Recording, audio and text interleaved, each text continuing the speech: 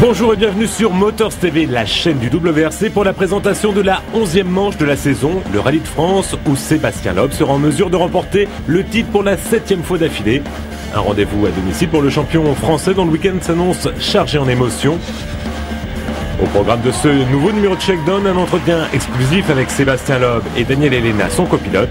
Les deux hommes pourraient ajouter de nouveaux records à leur palmarès déjà bien fourni.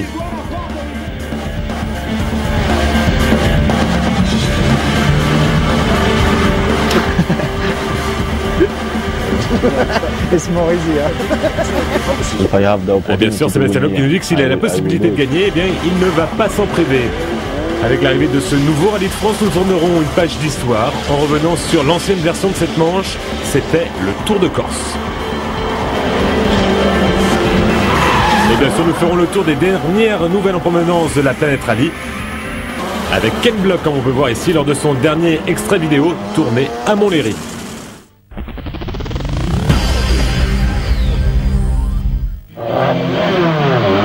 Après un an d'absence au calendrier, le Rallye de France fait sa réapparition.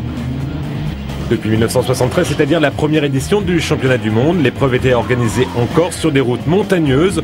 Changement de décor pour l'édition 2010 avec un rallye qui se disputera en Alsace, une épreuve nouvelle représentant un défi complètement différent par rapport à la Corse.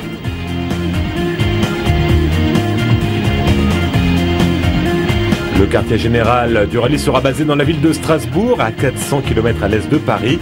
L'épreuve se disputera tout près de la frontière allemande et on attend une foule importante du fait que l'épreuve se tienne désormais au cœur de l'Europe. Comme la version corse, le Rallye de France à la sauce alsacienne se disputera sur goudron. 20 spéciales totalisant 350 km de secteur chronométré sont au programme, avec 3 étapes se déroulant dans des régions distinctes. On aura l'occasion de revenir plus en détail sur les particularités de cette nouvelle épreuve un peu plus tard. Retour sur les 5 dernières éditions du Rallye de France avec en 2004 un Marco Martin invincible malgré un problème moteur lors de la deuxième étape. Rien ne l'empêche de remporter son unique victoire en Corse. Pas suffisant cependant pour empêcher Sébastien Loeb de devenir champion du monde pour la première fois. Un an plus tard, Loeb se retrouve sur la plus haute marche du podium après avoir raflé tous les meilleurs temps en spécial. Grosse sortie en revanche pour François Duval et Daniel Sola sur les routes corses. Là, c'est celle de François Duval. Et ici, Dani Sola.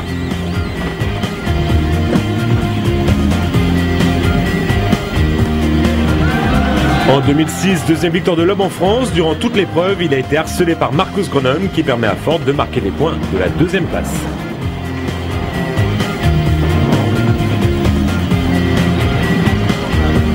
En 2007 comme en 2006, Marcus Gronholm était le seul pilote capable de tenir le rythme imposé par Loeb.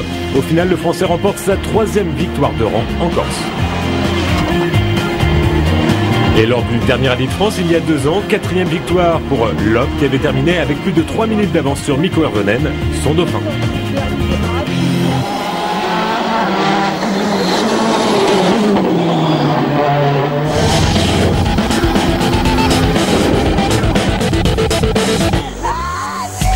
La 10e épreuve de 2010, disputée au Japon, a permis aux spectateurs locaux de découvrir et apprécier un nouveau pilote en la personne de Sébastien Ogier. Le jeune Français a décroché une impressionnante victoire dès sa première participation au Rallye du Japon, au terme d'un final épique. Il a devancé Peter Solberg au volant de sa Citroën C4 privée. Ogier remporte ainsi sa 2e victoire en championnat du monde, la première avec l'équipe Citroën officielle.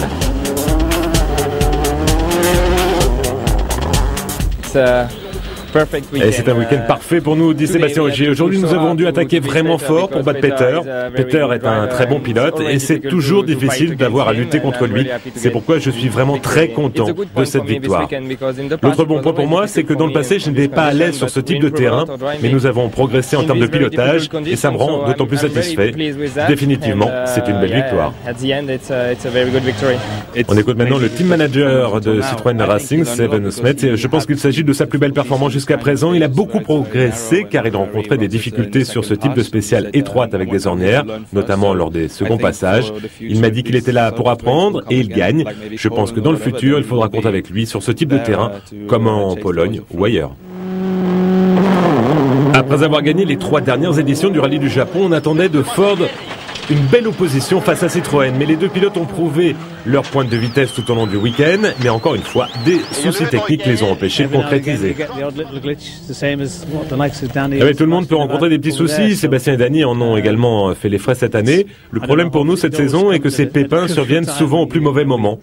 Mais nous savons où nous en sommes et vous pouvez compter sur nous pour ne pas baisser les bras. Il n'y a aucune raison pour qu'on ne revienne pas aux avant-postes, nous dit Malcolm Wilson, le directeur de Ford. Une fois n'est pas coutume, Sébastien Loeb n'était pas dans le rythme au Japon. Le leader du championnat a vécu une première journée difficile à cause de son rôle d'ouvreur et ensuite il n'est jamais parvenu à refaire son retard. Ah oui, c'est un week-end difficile pour moi. Je n'ai pas l'habitude de terminer 5e. Mais bon, c'est comme ça. J'ai essayé, mais je n'avais pas un super feeling. En fait, je crois que ce rallye ne me convient pas. J'ai perdu beaucoup de temps lors de la première étape, surtout d'ailleurs lors de la première spéciale. D'une part parce que je nettoyais la route et d'autre part parce que je n'étais pas réveillé. À partir de ce moment, nous avons perdu le contact et il était pratiquement impossible de revenir. 5e, ça fait 10 points. Ce n'est pas négligeable dans l'optique du championnat.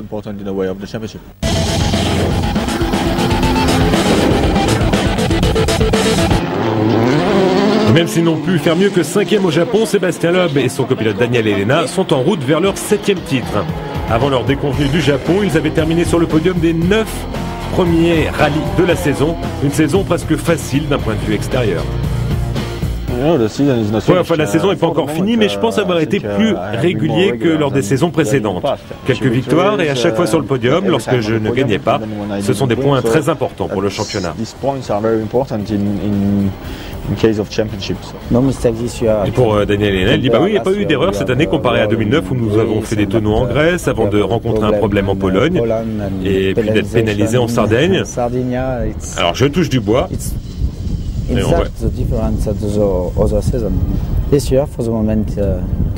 doit toucher du bois, c'est sa tête pour Daniel Elena, tout se passe bien. Et dans le passé, Sébastien Loeb n'avait qu'un seul rival pour le titre, comme en témoigne sa victoire en 2009 face à Mikko Hirvonen pour seulement un seul point. Avec plus de pilotes capables de se mêler à la lutte pour la gagne, son rival de la saison dernière n'a pas pu rivaliser de la même manière. L'année dernière, ça jouait toujours entre lui et moi. Maintenant, il y a plus d'adversaires, c'est plus intéressant pour le championnat et plus excitant pour nous de se battre à plusieurs.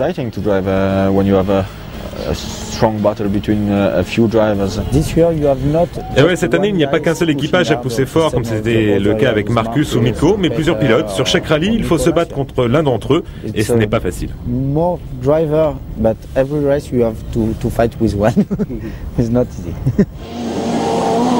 Et parmi ces nouveaux venus capables de rivaliser avec la référence, il y a Sébastien Ogier, dont le talent a éclaté cette année. Bien qu'ils soient rivaux pour le titre, les deux pilotes seront équipiers la saison prochaine chez Citroën. C'est un très bon pilote, nous dit Loeb. Depuis le début de la saison, il a prouvé qu'il est capable d'être vite à peu près partout. C'est une bonne chose pour l'équipe. En ce qui concerne le championnat, je pense qu'il aurait été peut-être plus sympa qu'il aille chez Ford, car il a prouvé depuis le début de saison qu'il est mon plus sérieux rival. S'il doit y avoir un duel entre deux pilotes, c'est encore plus sympa quand ils n'appartiennent pas à la même écurie.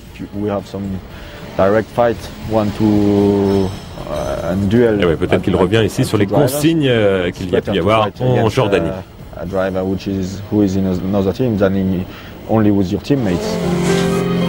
Difficile de faire la part des choses entre les rumeurs contradictoires annonçant que 2011 serait la dernière année de Loeb en WRC.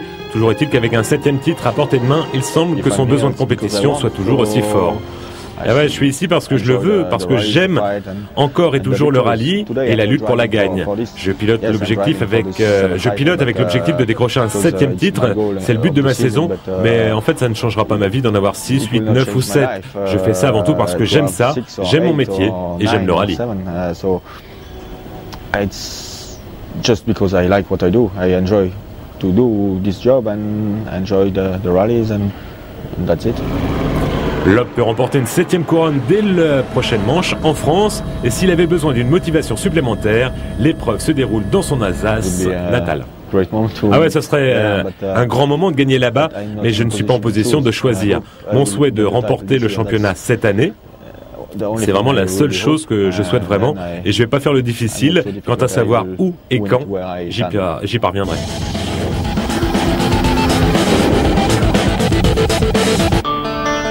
Avec le Rallye de France qui quitte son berceau natal corse pour s'implanter en Alsace, Il est l'heure de dire adieu aux terribles routes de l'île de Beauté.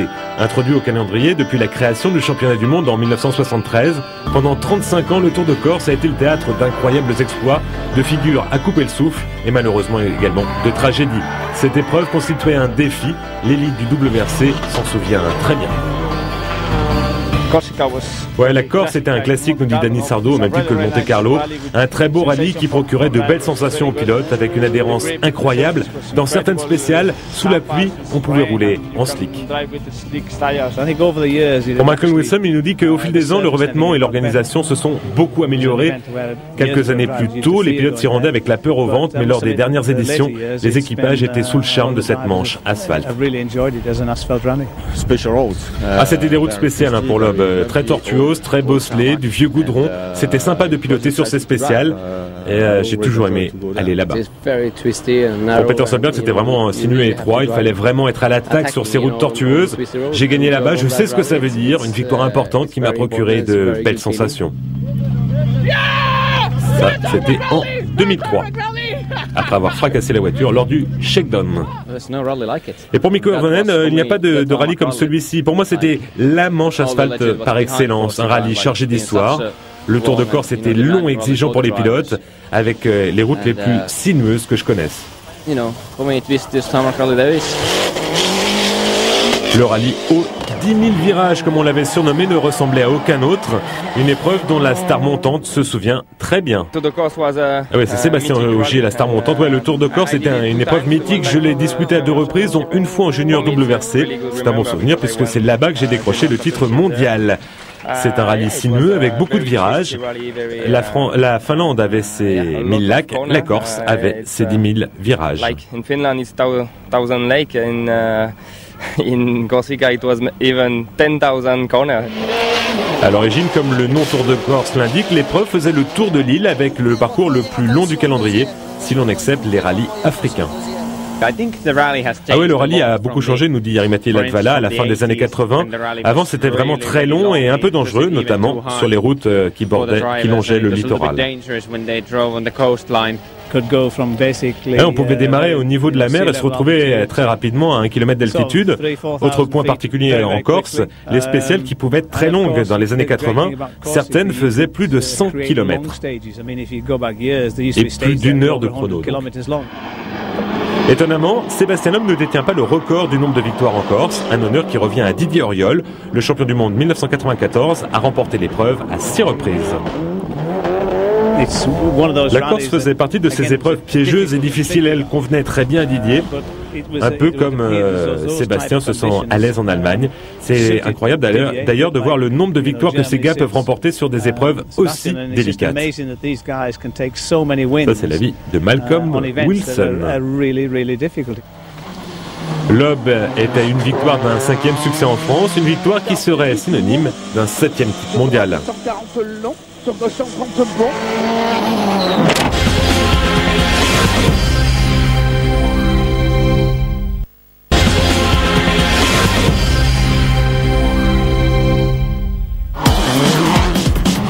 Allez, on continue avec le Tour de Corse qui a été un véritable défi pour les équipages. Le danger y était omniprésent, il fallait être téméraire, mais la moindre erreur sur ces routes sinueuses était souvent synonyme de sortie de route monumentale.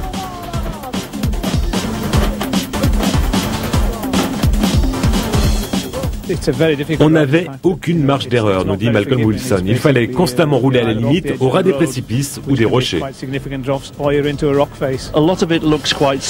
Tout se ressemblait, c'était facile pour un pilote de confondre les endroits ou de mal comprendre une note, c'est-à-dire d'être trop vite au mauvais endroit. Dans ce cas, ça pouvait vite tourner au désastre.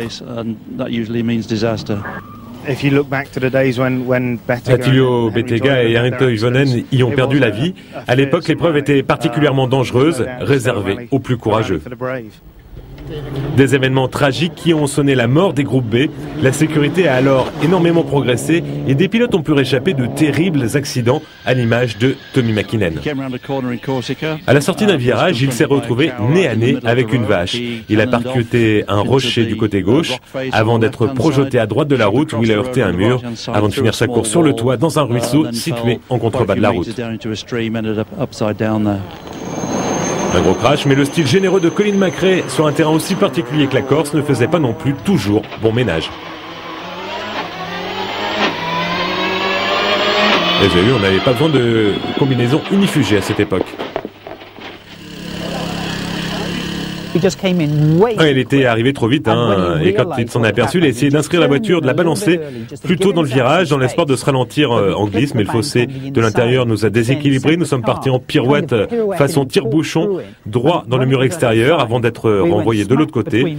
Et on a fini sur le toit, à 10 mètres en contrebas par rapport à la route. Et vous pensez que cette mésaventure a réfréné les ardeurs de Colin? Eh bien non, 2 ans plus tard, le Tour de Corse avait de nouveau raison de sa fougue. Alors que là, il fallait absolument mettre des combinaisons unifugées.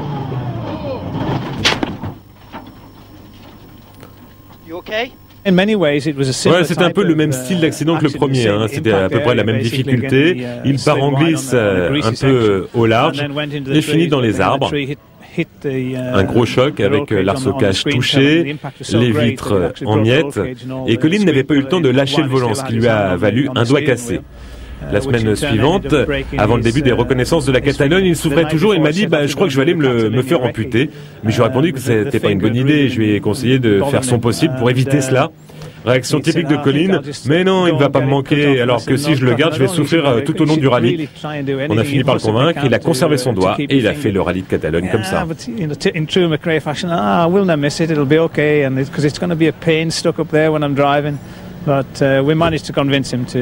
Le genre d'anecdote qui aide à comprendre la personnalité de Colin McRae et l'aura qu'il avait dans le monde du WRC. En 2001, nouveau problème pour Tommi Mäkinen dans les montagnes corses.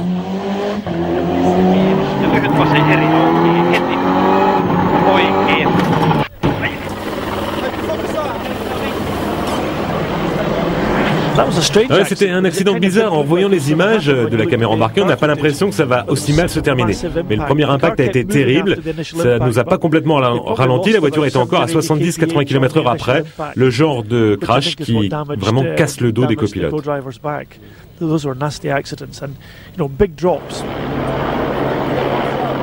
Et ça s'arrête tout près d'un énorme ravin, comme on peut le voir. Le Tour de Corse était redouté de la fine fleur de WRC, qui espère que les routes alsaciennes pardonneront un peu plus les erreurs de pilotage. Allez, on passe aux news maintenant. La FIA vient de l'annoncer en 2011. Chaque manche du calendrier comprendra une spéciale retransmise en direct à la télévision lors de la 3e et dernière journée. Des points seront même attribués aux 3 équipages les plus rapides. Par ailleurs, la FIA a confirmé qu'il n'y aurait plus à l'avenir de manufacturier unique en WRC. Pirelli, le fournisseur actuel, ayant décidé de concentrer ses efforts en Formule 1. 2 marques ont pour l'instant été retenues. Michelin, qui a déjà conquis 38 titres mondiaux depuis 1973 et qui roulait sous l'appellation BF Goodrich dans un passé récent. Face à lui, un nouveau venu, le chinois Dimac, qui espère collaborer avec des équipes privées.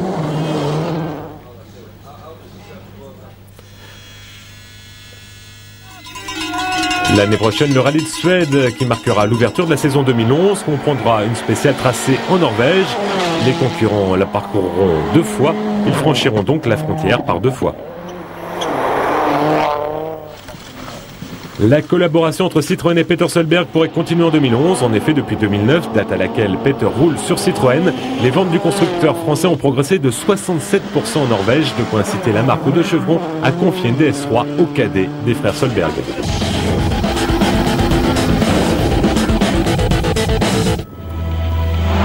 Le Rallye de France en Alsace succède donc au Tour de Corse. Nul doute que les organisateurs veulent faire de cette nouvelle épreuve un événement au moins aussi populaire que son illustre ancêtre.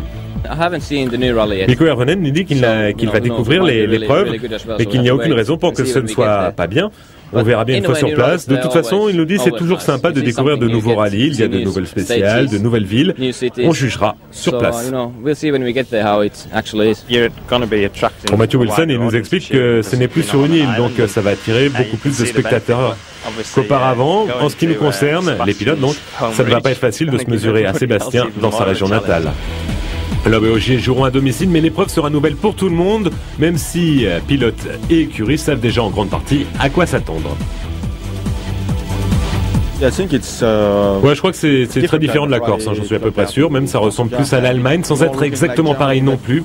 À mon avis, ça va être intéressant avec des portions rapides sur bon revêtement, mais également des routes tracées dans les vignes.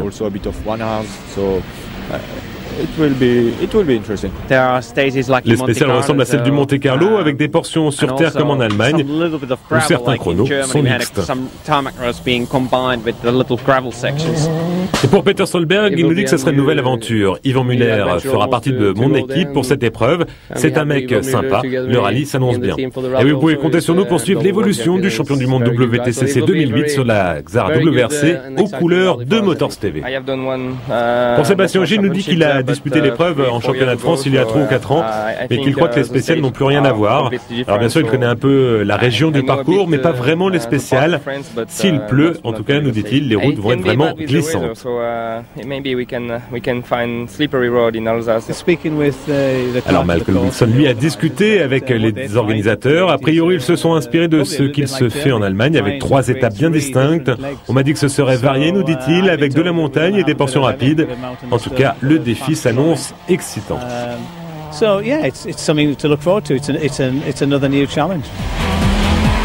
Nicolas Deschaux, le président de la Fédération française du sport automobile, s'est déjà rendu sur place. Il peut nous en dire, lui, un petit peu plus. Le maître mot est la variété. Le parcours traverse des décors très différents. Il y a une super spéciale. Donc oui, définitivement, le maître mot de ce rallye est la variété. L'épreuve est basée à Strasbourg, capitale européenne. Nous irons également à Mulhouse, le berceau de l'automobile en France. Alors la première journée se déroulera dans le sud de l'Alsace. La suivante, pour la deuxième étape, ça se disputera dans le centre de l'Alsace. Et enfin, la dernière journée, ce sera dans le nord de la région, avec une spéciale vraiment particulière puisqu'elle est organisée à Haguenau, dans la ville natale de Sébastien Loeb. Tous les spectateurs français vont le surveiller sur cette épreuve. Il est notre ambassadeur du sport automobile. Ça va être un grand moment pour tout le monde et même pour la France. He's our ambassador of our sport too. I think it will be a great moment for everybody and for France. Devenir prophète en son pays, un moment certainement à part dans une carrière. Ah ouais, je suis content parce que c'est l'endroit où je suis né et c'est sympa de rouler chez moi. Il va y avoir beaucoup de soutien, beaucoup de supporters, ma famille. Définitivement, ça va être super.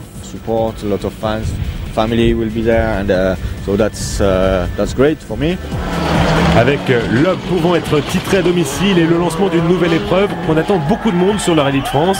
Alors notre champion du monde tient à faire passer un message. Oui, j'espère qu'il y aura beaucoup de monde. En tout cas, moi, je m'attends à voir énormément de spectateurs.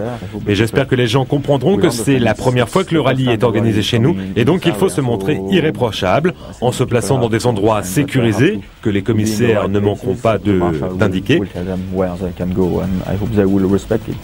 Autre chose, ne cherchez pas à reproduire sur route ce que vous voyez en spécial et soyez prudents. Comme toutes les autres manches, le Rallye de France est à suivre sur Motors TV avec un résumé quotidien tous les soirs à partir de 22h20 du 1er au 3 octobre et en live sur notre site www.motorstv. Alors salut à tous et bon rallye sur Motors TV.